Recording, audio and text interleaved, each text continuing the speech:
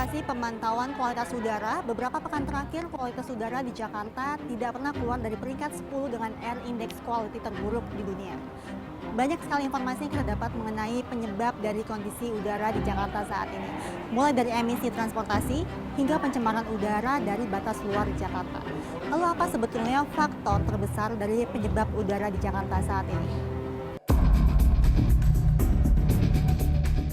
Jika melihat data 5 tahun ke belakang pada 2018 dan 2019, tingginya polusi udara terjadi pada bulan Juli hingga September. 2020, Juni hingga Agustus, 2021, April sampai Agustus, dan 2022, Juni hingga Agustus. Sejumlah gedung tinggi di Jakarta beberapa pekan terakhir terlihat tertutup kabut putih polusi udara. Langit ibu kota pun tidak terlihat jelas. Dengan indeks kualitas udara yang mencapai 99 hingga 190, dengan cemaran konsentrasi particulate matter atau PM 2,5 lebih kecil dari diameter satu helai rambut, di Jakarta pun tercatat 15 hingga 30 mikrogram per meter kubik. Angka ini 5 hingga 10 kali lebih tinggi dari ambang batas aman yang telah ditetapkan oleh WHO. Fakta kualitas udara yang buruk ini juga diperkuat oleh studi dari Organisasi Pemerhati Udara asal Finland, CREA, yang mengatakan kualitas udara Jakarta yang buruk terjadi secara berulang setiap tahun. High pollution period ini selalu diperkeruh dengan kondisi cuaca kemarau yang ada di Jakarta. Staff Analyst Center for Research on Energy and Clean Air, Catherine Hasan mengaku selain saat ini sudah memasuki musim kemarau, Jakarta juga merupakan bagian dari kota industrialisasi dengan area yang padat penduduk. Selain itu, tingginya penggunaan pembakaran fosil menjadi faktor utama polusi buruk yang terjadi saat ini.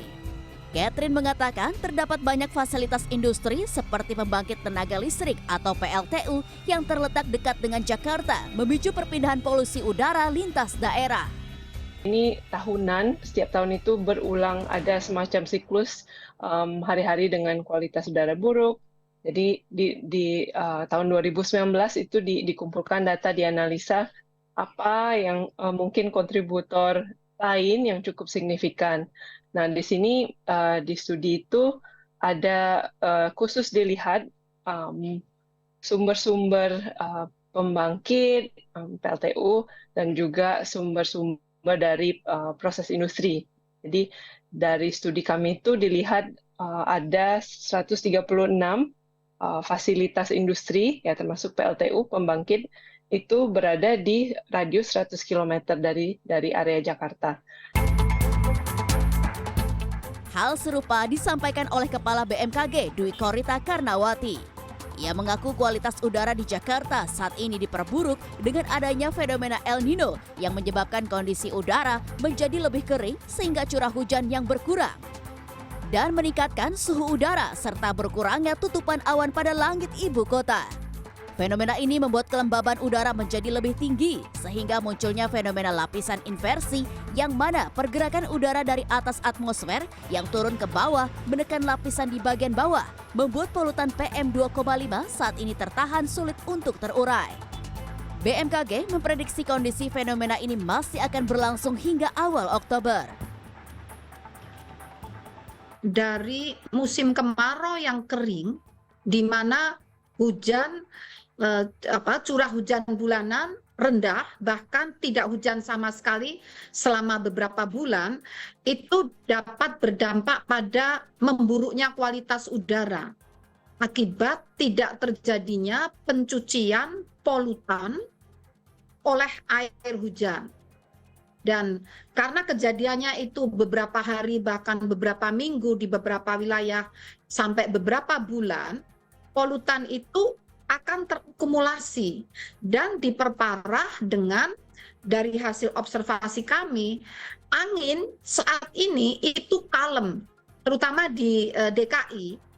Jadi kami ada data hasil observasi kecepatan angin, mayoritas angin di DKI itu kalem. Artinya apa? Seandainya di situ ada polutan, itu sulit untuk bergerak. Jadi Dwi Korita mengaku rekayasa modifikasi cuaca salah satu cara yang dapat dilakukan untuk mengurangi polutan yang ada di udara.